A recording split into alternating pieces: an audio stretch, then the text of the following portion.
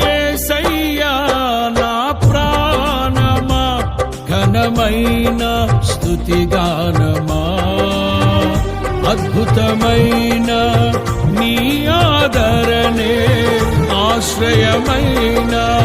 నీ సంరక్షణయే నన్ను